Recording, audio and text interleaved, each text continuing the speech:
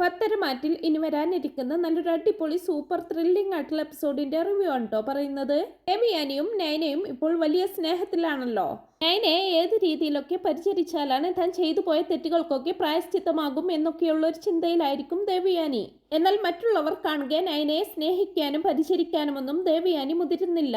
അതിന് പ്രധാനമായ ഒരു കാരണമെന്ന് പറയുന്നത് അനന്തപുരിയിൽ ചിലരുടെയൊക്കെ കള്ളങ്ങളും നാടകങ്ങളും പൊളിച്ചെടുക്കണം എന്നുള്ളൊരു തീരുമാനത്തിലായിരിക്കും ദേവയാനി. അതിനുവേണ്ടി തന്നെ ദേവയാനി കാര്യങ്ങളൊക്കെ പഴയ രീതിയിൽ തന്നെ മുമ്പോട്ട് പോകട്ടെ എന്നുള്ളൊരു തീരുമാനമെടുക്കുകയാണ്. ഇതിനിടയിൽ അനാമികയുടെയും ജാനകിയുടെയും ജലജയുടെയും സംസാരങ്ങളും ഓരോരോ നിലപാടുകളുമൊക്കെ ഒപ്പം അവരുടെയൊക്കെ പെരുമാറ്റങ്ങളും അവർ പോലും അറിയാതെ ദേവയാനി ഇങ്ങനെ സൂക്ഷ്മമായി നിരീക്ഷിച്ചു കൊണ്ടിരിക്കുകയാണ്. അങ്ങനെ നിരീക്ഷിക്കുന്ന സമയത്ത് നല്ല വ്യക്തമായിട്ടുള്ള ഒരു സംശയം ദേവയാനിക്ക് അനാമികയുടെ മേൽ ഉണ്ടാവുന്നുണ്ട്. അതിന് കാരണം താൻ ഗർഭിണിയാണെന്നും പറഞ്ഞ് അനന്തപുരിയിലെ എല്ലാവരെയും അനാമിക കുറച്ചു നാളായി കബളിപ്പിച്ചു കൊണ്ടിരിക്കുകയാണ്. എന്നാൽ അവളുടെ ഗർഭം സത്യമാണോ എന്നുള്ളൊരു സംശയം ദേവയാനിയുടെ മനസ്സിൽ വീണിട്ടുണ്ടാവും. അതിന് കാരണം ഒരു സ്ത്രീക്ക് ഗർഭാവസ്ഥയിൽ ഉണ്ടാകുന്ന ശാരീരികവും മാനസികവുമായിട്ടുള്ള ഒരു മാറ്റവും അനാമികയിൽ കാണുന്നില്ല. ഭക്ഷണം കഴിക്കുന്ന കാര്യത്തിലാണെങ്കിലും അതുപോലെ തന്നെ ശാരീരികമായിട്ടുള്ള മാറ്റത്തിലാണെങ്കിലും യാതൊരു മാറ്റവും അനാമികയിൽ സംഭവിച്ചിട്ടില്ല. അങ്ങനെ ഒരു ചെറിയ സംശയം വീണത് മുതൽ ദേവയാനി അനാമികയെ നിരീക്ഷിച്ചുകൊണ്ട് അവളുടെ പിന്നാലെ തന്നെയായിരിക്കും. കുറച്ച് നാളുകൾക്ക് മുമ്പ് നവ്യ ഇതുപോലൊരു നാടകം നടത്തിയതും ദേവയാനിയുടെ മനസ്സിലുണ്ട്. അനാമികയാണെങ്കിൽ ഇതൊട്ട് അറിയുന്നുമില്ല. അതുകൊണ്ട് തന്നെ ദേവയാനി മനസ്സിൽ ഉറപ്പിക്കുകയാണ് അനാമികയോട് ഇക്കാര്യത്തെക്കുറിച്ച് സംസാരിക്കണമെന്ന്. കള്ളം എങ്ങനെയെങ്കിലും പുറത്തു കൊണ്ടുവരണം. അതിന് പറ്റുന്ന ഒരു വഴി എന്ന് പറയുന്നത് ഒരു മെഡിക്കൽ ചെക്കപ്പ് നടത്തുക എന്നത് തന്നെയാണ്. എത്തിൽ അനാമികയോട് കാര്യങ്ങളെല്ലാം ചോദിച്ച് മനസ്സിലാക്കണം. അനാമിക കള്ളം പറഞ്ഞു ഒഴിവാക്കുകയാണെങ്കിൽ എത്രയും പെട്ടെന്ന് സ്കാൻ ചെയ്തതിന്റെ റിപ്പോർട്ട് കൊണ്ടുവരാൻ പറയണം. അതുമല്ലെങ്കിൽ ഇതിനോടകം ഏതെങ്കിലും ഡോക്ടറെ കാണിച്ചിട്ടുണ്ടെങ്കിൽ ആ ഡോക്ടർ ഏതാണെന്ന് ചോദിച്ച് മനസ്സിലാക്കുകയും വേണം. ഇവിടെയും അവൾ കള്ളമാണ് ആവർത്തിക്കുന്നതെങ്കിൽ സകലരുടെയും മുമ്പിൽ വെച്ച് അവളുടെ കള്ളക്കളി അവസാനിപ്പിക്കണം. ശേഷം ഈ അനന്തപുരി തറവാട്ടിൽ നിന്നും അച്ഛന്റെ സമ്മതത്തോടു കൂടി അവളെ ഇവിടെ നിന്ന് അടിച്ചു പുറത്താക്കണം എന്നൊക്കെയുള്ള ഒരു തീരുമാനത്തിലെത്താണ് ദേവയാനി. പക്ഷേ ദേവയാനി അനാമികയെ കുറിച്ച് തനിക്ക് തോന്നിയ ഈ ഒരു സംശയം നയനയോട് പോലും പങ്കുവെക്കാതെ മനസ്സിൽ തന്നെ സൂക്ഷിച്ചു വെക്കുകയാണ്. ചുരുക്കത്തിൽ പറഞ്ഞാൽ അനന്തപുരിയിലെ അനാമികയുടെ നാളുകൾ എണ്ണപ്പെട്ട് കഴിഞ്ഞിരിക്കുന്നു. അനാമിക സ്വയം കുഴിച്ച കുഴിയിൽ വീഴാൻ തുടങ്ങിയിരിക്കുന്നു എന്നുള്ളതിന്റെ സൂചനകളൊക്കെ ലഭ്യമാകുന്നുണ്ട്. അതിനിടയിൽ അപ്രതീക്ഷിതമായിട്ട് മറ്റൊരു സംഭവം കൂടി അനന്തപുരിയിൽ നടക്കുന്നുണ്ട്. അനാമികയുടെ അച്ഛൻ പലിശക്ക് പണം വാങ്ങിയ ഒരാളെ നാളുകളായിട്ടും വേണുവിനെ കണ്ടുപിടിക്കാൻ സാധിക്കാത്തത് കൊണ്ട് തന്നെ അനന്തപുരിയിലേക്ക് കയറി വരികയാണ്. അയാൾ കൊടുത്ത പണവും അതിന്റെ പലിശയും ഒക്കെ കൂടി കൂട്ടിയാൽ ലക്ഷക്കണക്കിന് രൂപയായിരിക്കും വേണു അയാൾക്ക് തിരികെ കൊടുക്കാനുള്ളത്. തുടക്കത്തിൽ 1-2 തവണ വേണു അയാൾക്ക് മുതലിന്റെ പലിശ കൊടുത്തിട്ടുണ്ടെങ്കിലും പിന്നീട് അങ്ങോട്ട് വേണു അയാളെ തിരിഞ്ഞു പോലും നോക്കിയിട്ടില്ല. ഇപ്പോൾ ദീർഘകാലങ്ങളായിട്ട് പലിശ ഇല്ലെന്നുള്ളത് പോട്ടെ, മുതൽ പോലും കിട്ടിയെങ്കിൽ എന്നുള്ള ഒരു അവസ്ഥയിലായിരിക്കും അയാള്. വേണു ആണെങ്കിൽ വിളിച്ചാലൊട്ട് ഫോൺ എടുക്കുകയുമില്ല. പിടികൂടാൻ പലതവണ നോക്കിയെങ്കിലും അവിടെ നിന്നെല്ലാം തന്ത്രപരമായിട്ട് രക്ഷപ്പെടുകയായിരുന്നു വേണു. അങ്ങനെ വേണുവിനെ അന്വേഷിച്ച് നടക്കുമ്പോഴാണ് വേണുവിന്റെ മകൾ അനന്തപുരി തറവാട്ടിലെ മരുമകളായി എത്തിയിരിക്കുന്നെന്ന് അയാൾ അറിയുന്നത്. അതുകൊണ്ട് തന്നെ ഈ ഒരു പ്രശ്നം പറഞ്ഞ് അനന്തപുരിയിലെത്തി മൂർത്തി സാറിനെ കണ്ടാൽ മൂർത്തി സാർ അതിനൊരു പരിഹാരം കാണും എന്നുള്ള ഒരു പ്രതീക്ഷയിലായിരിക്കും അയാൾ അനന്തപുരിയിലേക്ക് വരുന്നത്. ഇതിനോടകം തന്നെ അനാമികയുടെ ആരെയും കൂസാതെയുള്ള പ്രകൃതമൊക്കെ അനന്തപുരിയിലുള്ളവർക്ക് അസഹനീയമായി തുടങ്ങിയിട്ടുണ്ടാവും. എല്ലാറ്റിനും സപ്പോർട്ടായി നിന്നിരുന്ന ജാനകി പോലും ഇപ്പോൾ അവളോട് പഴയ പോലെ അടുപ്പം കാണിക്കുന്നില്ല. അനാമികയോട് മാനസികമായി അല്പം അകൽച്ചയിലായിരിക്കും ജാനകിയും. കാരണം താൻ കരുതിയതുപോലെ തന്റെ മരുമകൾ അത്ര നല്ലവളല്ലെന്നും പാവമല്ലെന്നും ജാനകിക്കും മനസ്സിലായി തുടങ്ങിയിട്ടുണ്ടാവും. എന്തൊക്കെയോ ചില ദുരൂഹതകൾ അനാമികയുടെയും അവളുടെ കുടുംബത്തിന്റെയും പിന്നിലുണ്ടെന്നുള്ള ചിന്തകൾ ജാനകിയുടെ മനസ്സിലും കയറിക്കൂടിയിട്ടുണ്ടാവും. മുത്തശ്ശനോടും മുത്തശ്ശിയോട് പോലും അനാമിക ധാർഷ്ട്യത്തോടെയും അഹങ്കാരത്തോടെയും പെരുമാറുന്നത് കണ്ടതോടുകൂടി ജാനകി മാനസികമായിട്ട് അല്പം അസ്വസ്ഥമാകുന്നുണ്ട്. അങ്ങനെ പലിശക്കാരൻ അനന്തപുരിയിലേക്ക് കയറി വരുമ്പോൾ അനാമികയുടെ അമ്മ അതായത് രേവതി അവിടെ തന്നെ ഉണ്ടാവും. രേവതിയെ സംബന്ധിച്ചിടത്തോളം ഒരു നാണവും മാനവും ഇല്ലാതെ മകളെ കെട്ടിച്ചു വിട്ട വീട്ടിൽ എത്ര കാലം വേണമെങ്കിലും നിൽക്കാമെന്ന് ചിന്തിക്കുന്ന ഒരു സ്ത്രീയാണ് അവര്. അനാമികയെ അനന്തപുരിയിലേക്ക് അയച്ചതിന് ശേഷം മിക്കപ്പോഴും രേവതിയും അനാമികയുടെ കൂടെയാണ് താമസം. കാരണം അനന്തപുരിയിലെ ആഡംബര ജീവിതവും എൽത്തരമായിട്ടുള്ള ഭക്ഷണമൊക്കെ കഴിച്ച് മാക്സിമം ചിലവ് കൂടാതെ മുമ്പോട്ട് പോവാൻ കഴിയും. ചിലപ്പോൾ വേണുവും രേവതിയും അതുമല്ലെങ്കിൽ രേവതി മാത്രമായിട്ടും മിക്ക ദിവസവും അനന്തപുരിയിൽ തന്നെയായിരിക്കും. മാത്രമല്ല അനന്തപുരിയിൽ വന്നിട്ട് അവിടെ ഉണ്ടാകുന്ന ഓരോരോ പ്രശ്നങ്ങളിൽ മനഃപൂർവ്വം നുഴഞ്ഞു കയറുകയും അതുമൂലം മനഃപൂർവ്വം അവിടെ പ്രശ്നം സൃഷ്ടിക്കാനും ഒക്കെ രേവതിയെ നന്നായിട്ട് തന്നെ പരിശ്രമിക്കുന്നുണ്ട്. അങ്ങനെ സുഖജീവിതത്തിന് വേണ്ടി അനന്തപുരിയിലെത്തിയ വേണുവിന്റെയും രേവതിയുടെയും അനാമികയുടെയും ഒക്കെ യഥാർത്ഥ മുഖം തുറന്നു തുറന്നു കാട്ടാൻ എന്ന വണ്ണം പലിശക്കാരൻ അവിടേക്ക് കയറി വരികയാണ്. അവളുടെ തലവട്ടം കണ്ടപ്പോഴേക്കും രേവതി പരിഭ്രമത്തോടെ ഓടിച്ചെന്ന് അനാമികയോടായിട്ട് പറയുന്നുണ്ട്, ഒരു വലിയ കുരിശ് ഇങ്ങോട്ട് കയറി വരുന്നുണ്ട്, എന്ത് ചെയ്യണമെന്ന് പോലും അമ്മയ്ക്കറിയില്ല, എനിക്കാകെ ഭയമാകുന്നുണ്ട് മോളെ, നമ്മൾ കെട്ടിപ്പടുത്ത് കൊണ്ടുവന്നതെല്ലാം തകർന്നു വീഴാനുള്ള സമയമായെന്നാ എനിക്ക് തോന്നുന്നത്. അമ്മ എന്തൊക്കെയാ ഈ പറയുന്നത്? എനിക്കൊന്നും മനസ്സിലാകുന്നില്ല, പറയുന്നെങ്കിൽ ഒന്ന് തെളിച്ചു പറയാന്ന് പറയുകയാണ് അനാമിക. പിന്നെ മോളെ, അച്ഛൻ പണം പലിശയ്ക്ക് വാങ്ങിയ ഒരു കടക്കാരൻ ഇവിടേക്ക് കയറി വരുന്നു. അയാൾ ഇങ്ങോട്ട് കയറി വരണമെങ്കിൽ എല്ലാം അന്വേഷിച്ചറിഞ്ഞ് രണ്ടും കൽപ്പിച്ച് തന്നെയായിരിക്കും ഇങ്ങോട്ട് വന്നിരിക്കുന്നത്. അയാളുടെ കയ്യിൽ നിന്ന് വാങ്ങിയ പണവും അതിന്റെ പലിശയും ഉൾപ്പെടെ ഒരു വലിയ തുക തന്നെ അച്ഛൻ അയാൾക്ക് കൊടുക്കാനുണ്ട്. അയാളെ കാണാതെ മുങ്ങി നടക്കലാണ് ഇപ്പോൾ നിന്റെ അച്ഛന്റെ പണി എന്നൊക്കെ പറയുമ്പോൾ തന്നെ അനാമിക ചോദിക്കുന്നുണ്ട്, അമ്മ എന്തൊക്കെയാ ഈ പറയുന്നത്? കടങ്ങളൊക്കെ വീട്ടി ഇനി 5 ലക്ഷം രൂപ കൂടി മാത്രമേ കൊടുക്കാനുള്ളൂ എന്ന് പറഞ്ഞിട്ടാണല്ലോ അവസാനമായിട്ട് അച്ഛൻ എൻ്റെ കയ്യിൽ നിന്നും 5 ലക്ഷം രൂപ മേടിച്ചോണ്ട് പോയത്. എന്നിട്ടിപ്പോൾ അമ്മ പറയുന്നു വീണ്ടും ലക്ഷങ്ങളുടെ കടമുണ്ടെന്ന്. ഒടുവിൽ അച്ഛൻ നാട്ടുകാരെ പറ്റിക്കുന്നത് പോലെ എന്നെയും പറ്റിക്കാൻ തുടങ്ങിയല്ലേ? എന്തിനാണ് അച്ഛൻ ഇങ്ങനെ കള്ളങ്ങൾ പറയുന്നത്? കടമെല്ലാം വീട്ടിയിട്ടുണ്ടെന്ന് പറഞ്ഞ് എന്നെ എന്തിനാ ഇങ്ങനെ വിശ്വസിപ്പിക്കാൻ ശ്രമിക്കുന്നത്? അതൊക്കെ പോട്ടെ, ഇപ്പോൾ ഈ വന്ന് കയറിയ ആൾക്ക് എത്രയാണ് അച്ഛൻ കൊടുക്കാനുള്ളത്? അയാളുടെ കയ്യിൽ നിന്നും അച്ഛൻ എത്ര രൂപയാണ് വാങ്ങിയിട്ടുള്ളതെന്നൊക്കെ അനാമിക ചോദിക്കുമ്പോ, എന്റെ മോളെ, അയാളുടെ കയ്യിൽ നിന്നും നിന്റെ അച്ഛൻ ഒരു ചെറിയ തുകയൊന്നുമല്ല വാങ്ങിയിരിക്കുന്നത്. അയാളുടെ പണവും അതിന്റെ പലിശയും ഉൾപ്പെടെ എനിക്കറിയില്ല എത്രയൊക്കെ ഉണ്ടെന്ന്. എന്തായാലും ഒരു വലിയ സംഖ്യ തന്നെ ഉണ്ടാവും, അതെനിക്കുറപ്പാ. പണ്ട് നിന്റെ അച്ഛൻ ഉപേന്ദ്രന് കൊടുക്കാനുണ്ടായിരുന്നത് പോലെ തന്നെ ഇയാൾക്കും നല്ലൊരു തുക തന്നെ കൊടുക്കാനുണ്ട് എന്നല്ല ഇങ്ങനെ രേവതി പറയുന്നത് കേൾക്കുമ്പോ അനാമിക ഒന്നും ഞെട്ടുന്നുണ്ട്. അമ്മ എന്തൊക്കെയാ ഈ പറയുന്നത്? എനിക്കൊന്നും മനസ്സിലാവുന്നില്ല. നിങ്ങൾക്കൊന്നും വേറൊരു പണിയുമില്ലേ? നാട് മുഴുവൻ നടന്ന് ഇത്രയും പണം കടം വാങ്ങിയത് ഇതൊക്കെ എന്തിനു വേണ്ടിയായിരുന്നു? ഈ വാങ്ങിക്കൂട്ടിയ പണമൊക്കെ കൊണ്ട് നിങ്ങൾ എന്തൊക്കെയാണ് ചെയ്തത്? ശരിക്ക് നഷ്ടവും പ്രശ്നങ്ങളും ഒക്കെ ഉണ്ടാവും. എന്നാൽ ഇവിടെ നിന്ന് കിട്ടുന്ന സ്വർണവും പണവും എല്ലാം അച്ഛനെ ഏൽപ്പിച്ചിട്ടും ഇനിയും വീട്ടിയാൽ വീടാത്ത കടങ്ങൾ ഉണ്ടെന്ന് പറയുന്നത് എനിക്ക് അങ്ങോട്ട് ഉൾക്കൊള്ളാൻ ആവുന്നില്ല. എന്തായാലും ആ വന്ന ആളിനെയും വിളിച്ചുകൊണ്ട് എങ്ങോട്ടാണെന്ന് വെച്ചാൽ പോവാൻ നോക്ക്. ഇവിടെ നിന്നുകൊണ്ട് അയാൾ സംസാരിക്കാൻ തുടങ്ങിയാൽ അതോടുകൂടി എല്ലാം തീരും. അതുകൊണ്ട് അമ്മ തന്നെ അതങ്ങ് ഡീൽ ചെയ്താൽ മതി. അനന്തപുരിയിൽ ഇത്ര നാൾ കളിച്ച കളികളൊന്നും ഇനി പറ്റില്ല. ഇപ്പോൾ തന്നെ കൈവിട്ട കളിയാണ് കളിച്ചുകൊണ്ടിരിക്കുന്നത്. അതുകൊണ്ട് തന്നെ ഇവിടെ എല്ലാവർക്കും അല്പസ്വല്പം സംശയങ്ങളൊക്കെ എന്റെ മേൽ ഉണ്ടായിട്ടുണ്ടെന്നാണ് എനിക്ക് തോന്നുന്നത്. എന്തിനേറെ പറയുന്നു, എന്റെ അമ്മായിയമ്മ ജാനകിയുടെ ഇടപെടലിൽ പോലും മാറ്റങ്ങൾ വന്നിട്ടുണ്ട് എന്ന് വെച്ചാൽ അവരുടെ ഉള്ളിലും എന്തൊക്കെയോ സംശയങ്ങൾ ഉണ്ടായിട്ടുണ്ടെന്ന്.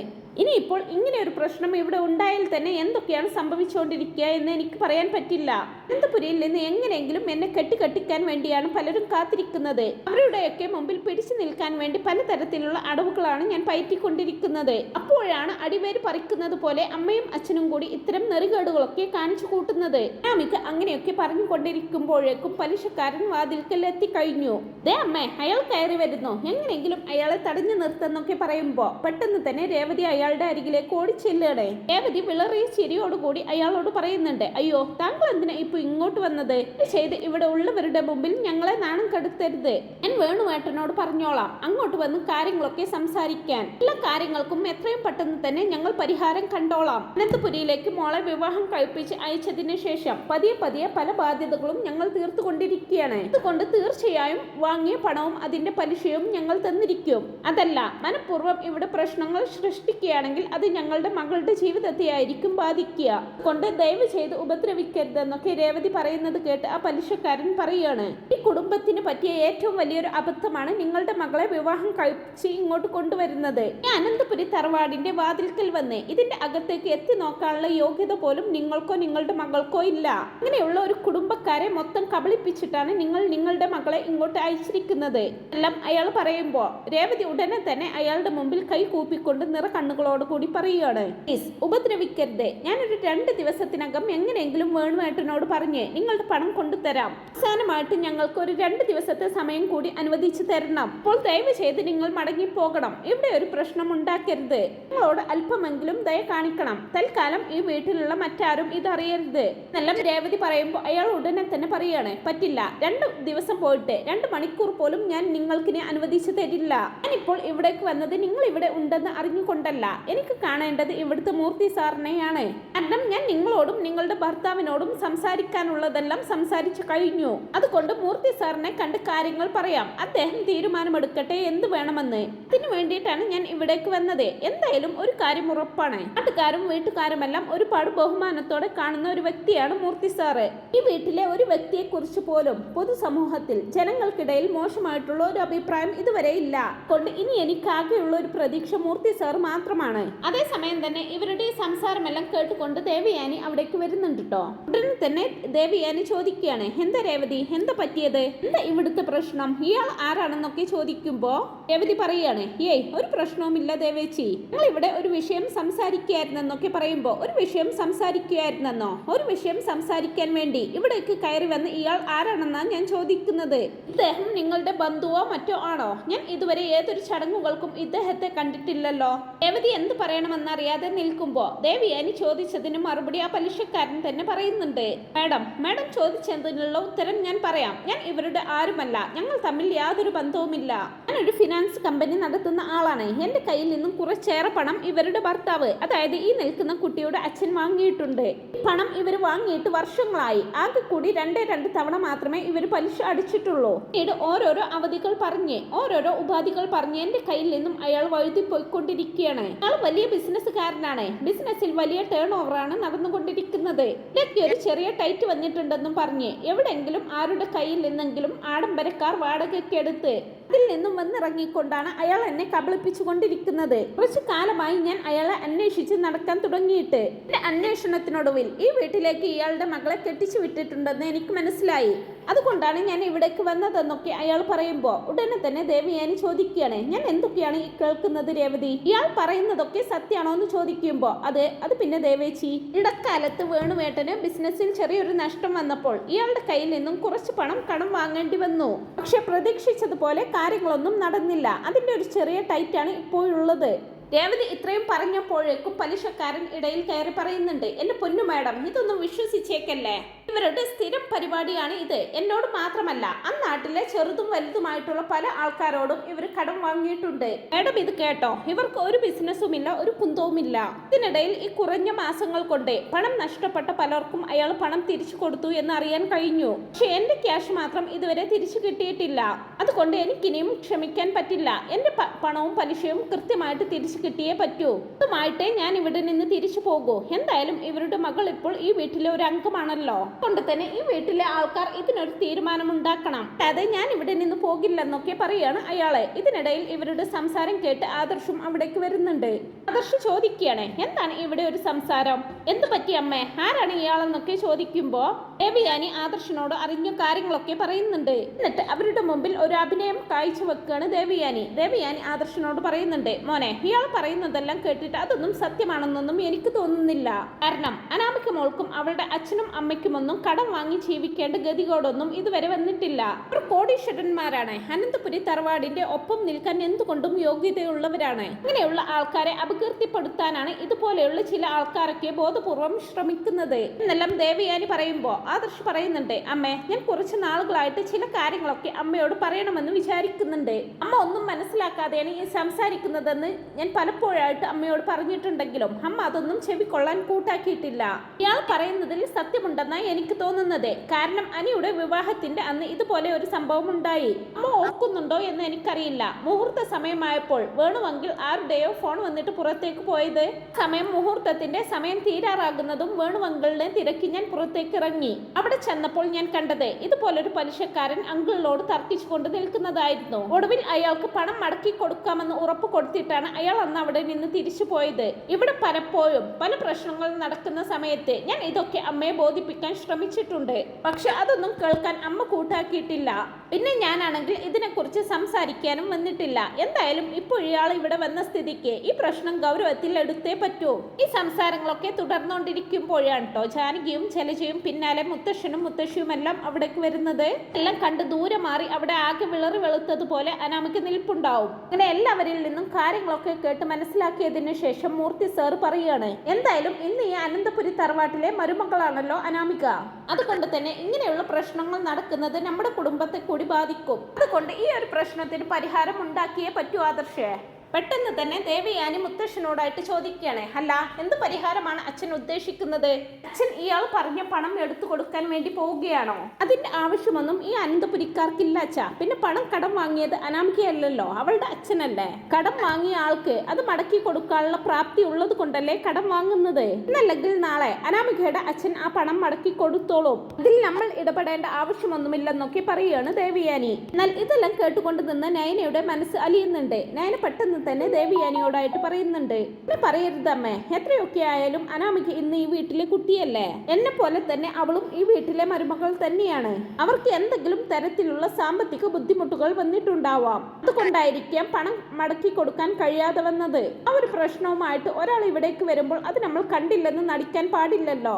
അതിനൊരു പരിഹാരം നമ്മൾ കാണേണ്ടതല്ലേ. നമ്മളല്ലാതെ പിന്നെ മറ്റാരാ അവരെ സഹായിക്കാനുള്ളത്? കേൾക്കുന്ന മുത്തശ്ശി ഉടനെ തന്നെ നയനയോടായിട്ട് പറയുന്നുണ്ട്, മോളെ നയന, നീ ഇങ്ങനെയൊക്കെ സംസാരിക്കുന്നതിന്റെ പ്രധാന കാരണം മോളുടെ മനസ്സിന്റെ നന്മ ഒന്നുകൊണ്ട് മാത്രമാണ്. പക്ഷെ മോളുടെ മനസ്സിന്റെ നന്മ ഇവിടെ മറ്റാർക്കുമില്ല.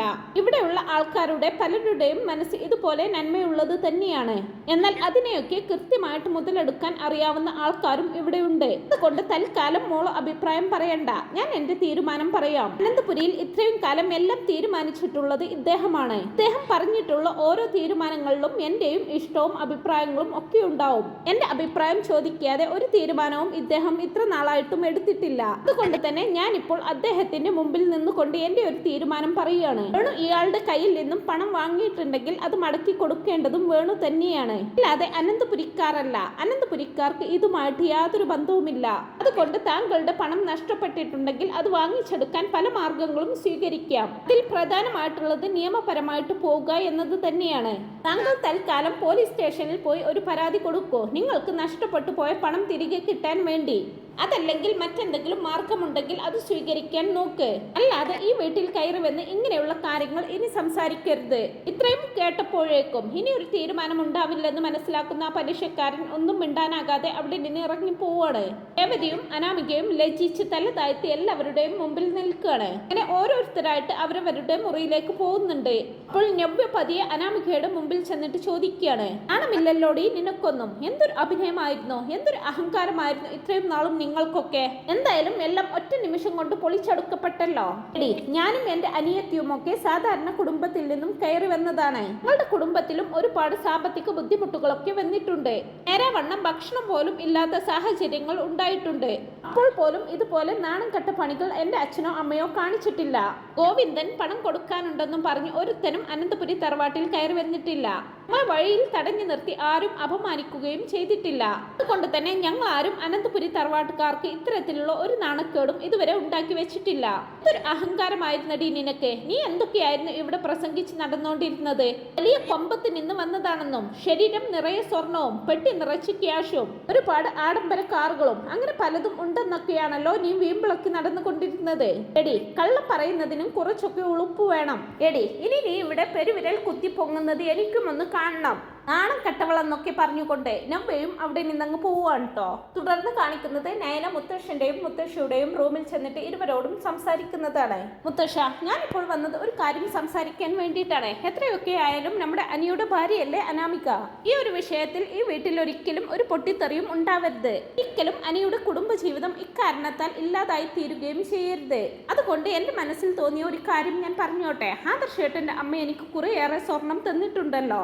സ്വർണം കിട്ടുന്ന പണം അനാമികയുടെ അച്ഛന്റെ കടബാധ്യത തീർക്കാൻ വേണ്ടി കൊടുത്തോളൂ. അങ്ങനെയെങ്കിലും അവർ ഈ പ്രശ്നത്തിൽ നിന്നും കരകയറുകയാണെങ്കിൽ നല്ലതല്ലേ. അവരിപ്പോൾ എന്തുമാത്രം വേദന അനുഭവിക്കുന്നുണ്ടാവും എന്ന് എനിക്ക് ഊഹിക്കാൻ പറ്റും. ഞാൻ അങ്ങനെയെല്ലാം പറയുന്നത് കേൾക്കുമ്പോഴേക്കും മുത്തശ്ശൻ മുത്തശ്ശിയുടെ മുഖത്തേക്ക് അങ്ങ് നോക്കി പോവാണ്. അപ്പോൾ മുത്തശ്ശി പറയണേ, മോളെ, നിന്റെ മനസ്സുണ്ടല്ലോ, അത് വലിയൊരു കാര്യം തന്നെയാണ്. ഇവിടെ ആർക്കും അങ്ങനെ ഒരു മനസ്സില്ല. അതുകൊണ്ട് തന്നെ ഇവിടെ എല്ലാവരും മോളെ മാക്സിമം മുതലാക്കാനാണ് ശ്രമിക്കുന്നത്. അത് ആദ്യം മോള് മനസ്സിലാക്കണമെന്നൊക്കെ മുത്തശ്ശി പറഞ്ഞു കൊടുക്കുമ്പോഴായിരിക്കും നവ്യയും അവിടേക്ക് വരുന്നത്. എന്നിട്ട് നവ്യ ചോദിക്കുകയാണ്, മുത്തശ്ശ, ഇവളിപ്പോ എന്ത് പറഞ്ഞുകൊണ്ടാണ് ഇപ്പൊ ഇവിടേക്ക് വന്നത്?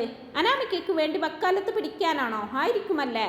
എനിക്ക് ഇവളെ നന്നായിട്ട് അറിയാമല്ലോ. അങ്ങനെയാണെങ്കിൽ ഞാനും ഒരു കാര്യം പറയാം മുത്തശ്ശ. ഒരു കാരണവശാലും 10 നയാ പൈസ മുത്തശ്ശൻ അവർക്ക് കൊടുത്തേക്കരുത്. നയന പറയുന്ന എല്ലാ കാര്യങ്ങളോടും എനിക്ക് യോജിപ്പാണ്. പക്ഷെ ഈ ഒരു കാര്യത്തിൽ മാത്രം എനിക്ക് യോജിക്കാൻ പറ്റില്ല. അയാൾ മുമ്പും പിമ്പും നോക്കാതെ കടം വാങ്ങിക്കൂട്ടിയത് എന്തെങ്കിലുമൊക്കെ ഉദ്ദേശത്തോടു കൂടിയായിരിക്കും. ഒന്നും കാണാതെ ഒരാളും അങ്ങനെയൊന്നും ചെയ്യില്ല. അപ്പോൾ ഈ കടമൊക്കെ വീട്ടാനുള്ള മാർഗവും അയാൾക്ക് തന്നെ അറിയാം. അതിന് അനന്തപുരിക്കാർ തലവെച്ച് കൊടുക്കേണ്ടതില്ല. അതുകൊണ്ട് ഇക്കാര്യത്തിൽ ഒരിക്കലും മുത്തശ്ശൻ നയന പറയുന്നത് അംഗീകരിക്കരുതെന്നൊക്കെ പറയുകയാണ് നവ്യ. തുടർന്ന് നവ്യ നയനയോടായിട്ടും പറയുന്നുണ്ട്, എടി നയനെ, നിനക്ക് വേറെ ഒരു പണിയുമില്ലേ? നിനക്കൊന്നും അവരുടെ കയ്യിൽ നിന്ന് എത്ര കിട്ടിയാലും മതിയാകില്ലല്ലോ. അല്ലാത്തൊരു ജന്മം തന്നെ നീ എന്ന് പറഞ്ഞുകൊണ്ട് നവ്യയും അവിടെ നിന്ന് ഇറങ്ങി പോവാണ്. അത് പറഞ്ഞ് നവ്യ അവിടെ നിന്ന് പോകുമ്പോ നയന അത് സങ്കടത്തോടെ ഇങ്ങനെ നോക്കി നിൽക്കുകയാണ്. ഇങ്ങനെ പ്രതിസന്ധികളുടെ വിലങ്ങുകൾ അനാമികയ്ക്കും അവളുടെ അച്ഛനും അമ്മയ്ക്കും നേരെ വന്നുകൊണ്ടിരിക്കുകയാണ്. എല്ലാം വഴി കെട്ടി നിന്ന പ്രതിസന്ധികളും അണപൊട്ടി ഒഴുകി തുടങ്ങി. ഏറ്റവും പ്രധാനപ്പെട്ട തുരുമ്പായ അനന്തപുരി തറവാടും സത്യങ്ങൾ അറിഞ്ഞു തുടങ്ങി. എന്തായിരിക്കും അനാമികയുടെ അടുത്ത നടപടി? അനിയുടെ കുഞ്ഞിനെ ഉദരത്തിൽ വഹിക്കുന്നു എന്ന നാടകവുമായി എത്ര കാലം അനാമികയ്ക്ക് അനന്തപുരിയിൽ പിടിച്ചു നിൽക്കാൻ പറ്റും? ദേവയാനിക്ക് സംശയം തോന്നിയ സ്ഥിതിക്ക് അധികം വൈകാതെ തന്നെ ദേവയാനി അത് പൊളിച്ചടുക്കിയിരിക്കും.